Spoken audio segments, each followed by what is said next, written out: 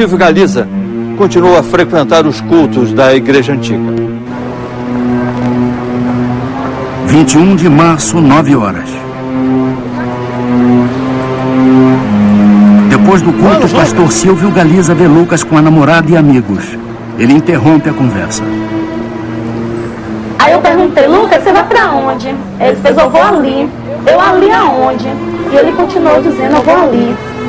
Eu falei, Lucas, eu não te digo nada, você não conhece nada aqui em Salvador, uma hora dessa, você vai pra onde? E ele mesmo ainda assistindo, eu vou ali. E o pastor Silvio me olhou de cara feia. Lucas deixou os amigos e a namorada, desmarcou o compromisso que tinha com outro amigo e obedeceu ao pastor Silvio Galiza. Junto com ele, seguiu um outro pastor auxiliar. Era a noite do desaparecimento de Lucas Terra. Segundo os colegas do Lucas, né, os obreiros e obreiras desta igreja, ele tinha uma atitude dominadora sobre o Lucas. Eu não sabia, não era do meu conhecimento, que ninguém me dizia, nem Lucas falava, né? Porque ele era muito obediente, ele acreditava muito na igreja em si, nos pastores e bispos desta igreja. Padre, o senhor, irmão, graça e paz. Vá na bênção de Deus, irmão, amém. Lucas, meu filho, foi muito bom te conhecer. Igualmente.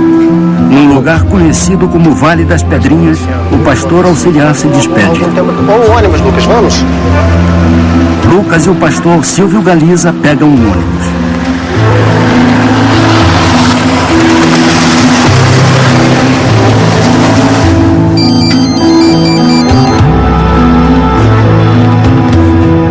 Oi, filho. Lucas percebe que vai demorar mais do que de costume para voltar para casa. E vermelho? Ele avisa ao pai que está com o pastor Silvio Galiza. Aquela noite, Lucas ligou deste orelhão. Segundo Lucas, estava acompanhado do pastor Galiza, que trouxe ele aqui para esse bairro, o Rio Vermelho, para a igreja fazer um propósito de oração. O último telefonema de Lucas para o pai foi dado precisamente às 10 horas, 9 minutos e 59 segundos. A ligação ficou registrada no celular. O pastor Silvio Galiza se encaminha até o templo da igreja, que fica no Rio Vermelho. Só que antes, ele passa por uma loja de conveniências, um posto bem próximo à igreja. Nisso, enquanto ele está na loja de conveniência, o garoto liga para o pai e diz ao pai que vai dormir na igreja, no templo do Rio Vermelho, com o pastor Silvio Galiza. A partir daquele momento não se sabe precisamente o que aconteceu com Lucas, mas a perícia concluiu que houve uma tentativa de asfixiá-lo. Em seguida, ele foi queimado vivo. O que se supõe, a partir daí, ele levou esse garoto para a igreja e lá ele certamente deve ter praticado atos de violência sexual contra essa criança. Por que digo ato de violência sexual? Porque o corpo do garoto ele é encontrado totalmente carbonizado.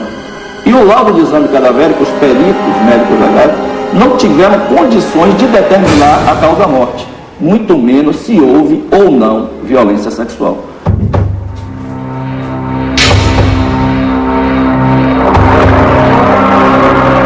Os peritos examinam os restos de madeira e o tecido encontrado junto ao corpo carbonizado de Lucas. O pano da cortina utilizado para a confecção, para estrangular, colocar na boca da vítima, foram os panos da cortina semelhantes ao do templo da igreja deles no Rio Vermelho. Em outubro, o inquérito foi concluído. Silvio Galiza passou a ser acusado do assassinato de Lucas Terra, mas a polícia não pediu a prisão do pastor. Inconformado, o pai de Lucas acampou na porta do Ministério Público até que a prisão preventiva do pastor fosse decretada. Carlos Terra decidiu fazer uma vigília na porta do Ministério Público em Salvador e diz que não volta para casa sem uma solução. Essa justiça, ela deixa liminares que favorecem os criminosos, ela deixa tanta coisa que só beneficia o criminoso. E a gente, as vítimas. O que aconteceu com uma criança de 14 anos, queimada viva, como o Lucas foi queimado vivo? A quem que a gente vai se apoiar? A quem que a gente vai pedir socorro? Os pais de Lucas pediram ajuda de ONGs de defesa dos direitos humanos, foram até o Ministério da Justiça em Brasília e a um escritório da ONU na Suíça, até que o júri de Silvio Galiza foi marcado. Junho de 2004. 3 anos e 3 meses depois do crime, o pastor Silvio Galiza é julgado. Ele é aquela pessoa que não esboça um riso nem um desagrado. Ou seja, ele não demonstra absolutamente nada. A única coisa que ele sempre dizia na época do primeiro júri é que não foi ele, que se fosse ele, que o Ministério Público provasse. Firmo qualquer hora perante qualquer coisa e não matei ele. Testemunhas garantem, as pessoas que depuseram contra o pastor Silvio Galiza foram ameaçadas. E eu estava na frente da igreja, aí teve um obreiro que me apontou para o pastor. Aí quando eu subi, ele fez assim, eu fiquei sabendo que a senhora foi depois, disse fui. Ah, mas vocês tudo vai pagar por isso. Eu fiz, ó pastor, eu não sei o que vai acontecer daqui para amanhã. Me falou que você está aí se preocupando, vocês estão se preocupando buscando Luquinhas qualquer. Ele veio do Rio de Janeiro só para prejudicar um homem de Deus. Nada vai parar a obra de Deus, não. Esqueça ele. 9 de junho de 2004. O pastor Silvio Galiza é condenado a 23 anos e 5 meses. Ele sai preso do tribunal. Para mim, aquilo não era o caso terminado. Porque fiquei sempre com aquela sensação que tinha mais gente envolvida naquilo. Mas como saber se o próprio pastor negava a autoria dele? E jamais iria dizer que alguém fez ou que participou. A defesa recorreu e o pastor Silvio Galiza foi novamente a júri. Ele teve a pena reduzida para 18 anos. Mesmo condenado, o pastor se diz inocente. Na entrevista ao Linha Direta, ele estava acompanhado por 7 advogados. Veja agora o que Silvio Galiza, que está preso, tem a dizer. O relacionamento entre a minha pessoa e Lucas era como o relacionamento com os outros obreiros também, os outros auxiliares, era a mesma coisa. E o Lucas, ele passava o dia todo na igreja. Ele sempre se dedicou, se destacou no meio de todos os outros jovens, outros obreiros. Ele dormiu na mesma cama que a minha pessoa, de lado opostos. Ele é o autor do homicídio contra Lucas Terra. Agora, é certo, isso daí seria impossível ele ocultar e vilipendiar esse cadáver sozinho. Em janeiro deste ano, Silvio Galiza provocou uma reviravolta no caso. Ele alegou que na época do crime não podia contar tudo o que sabia, pois estava sendo ameaçado de morte. Agora, Silvio Galiza conta outra versão para a morte de Lucas Terra.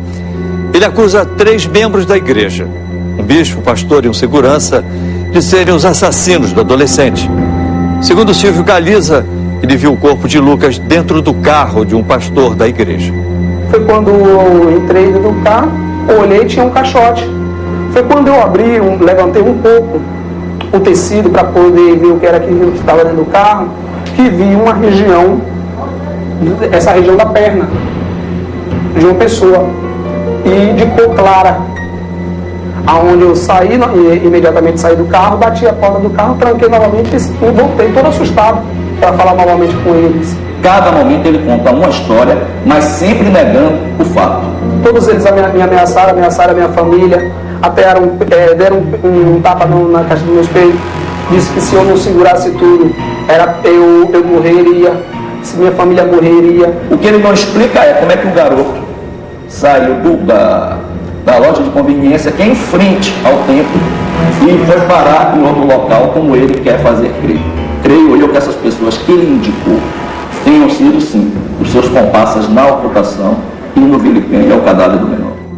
O Linha Direta procurou a Igreja Universal em Salvador.